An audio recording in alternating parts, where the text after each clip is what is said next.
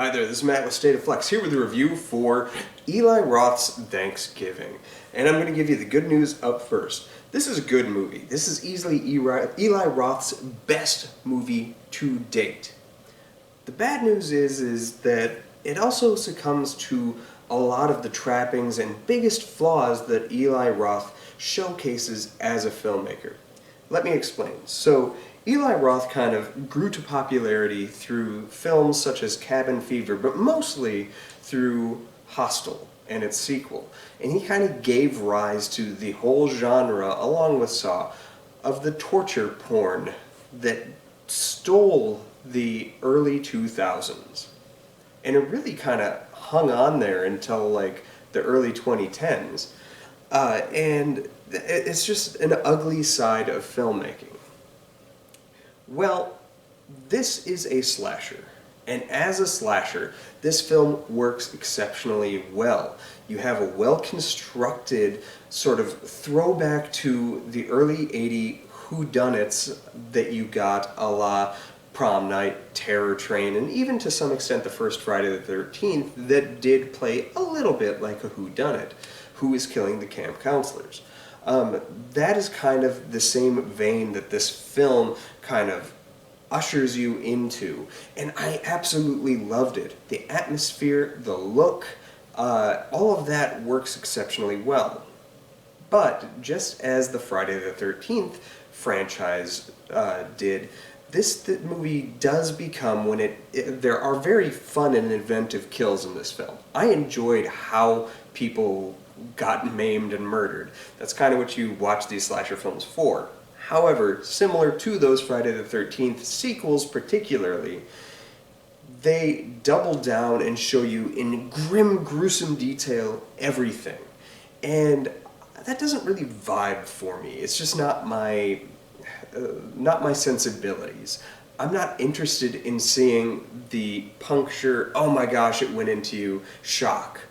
And this is kind of built around that.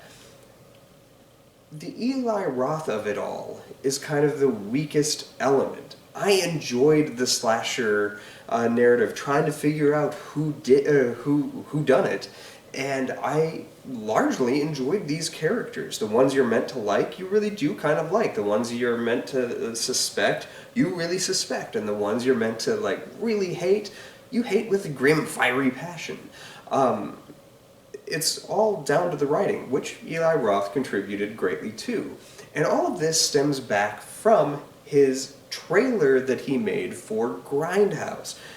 I went to the midnight showing of Grindhouse in 2007, and it was one of my favorite film-going experiences I've ever had in a theater.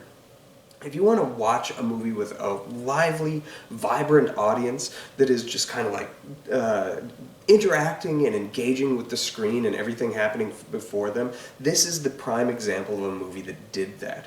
Grindhouse was perfect, in my opinion.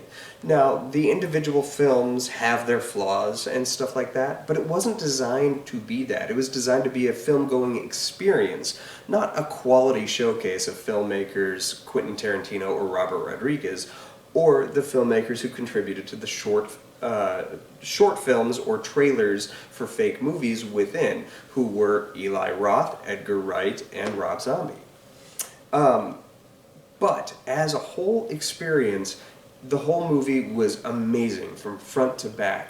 But the biggest highlight of that experience was the fake trailer for Thanksgiving.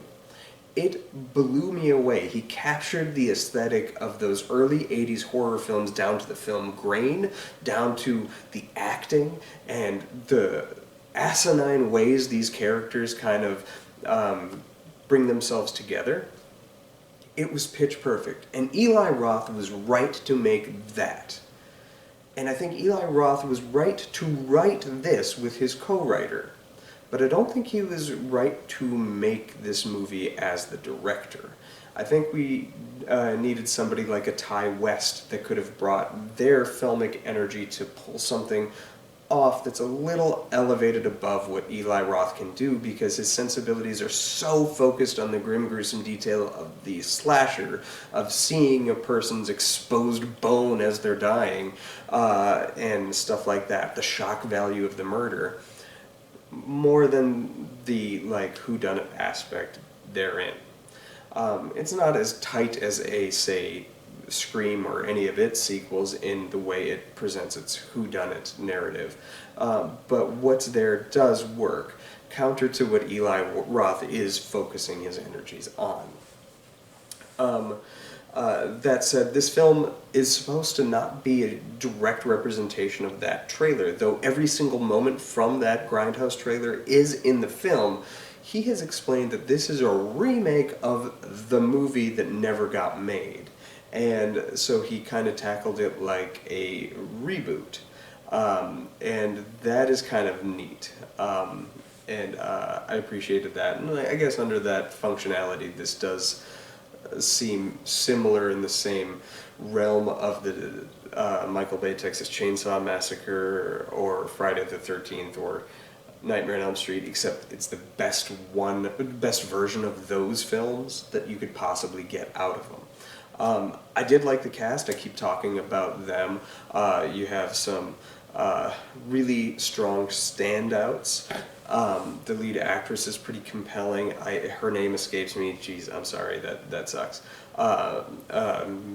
Milo Manheim is really good in this movie.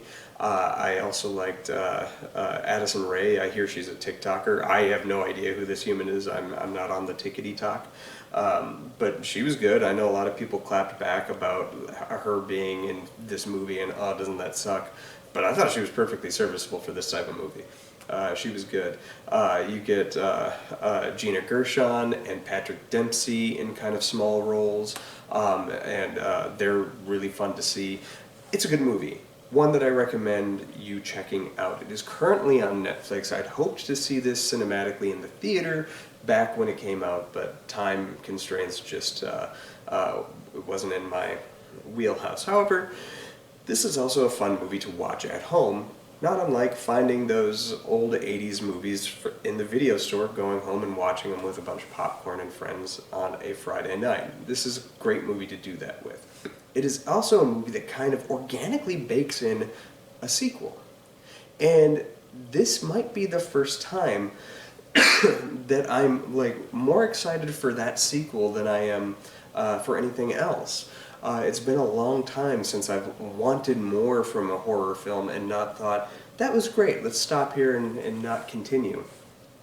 I want more. There are players left on the field at the end of this film, and if we're going to get another whodunit, or even not, if we're going to get a Jason out of this, I'm perfectly fine with that. Bring on the leftovers for Thanksgiving too. Let me know what you thought of this film in the comments down below. Thanks for watching. Like, subscribe, do all that good stuff, and peace.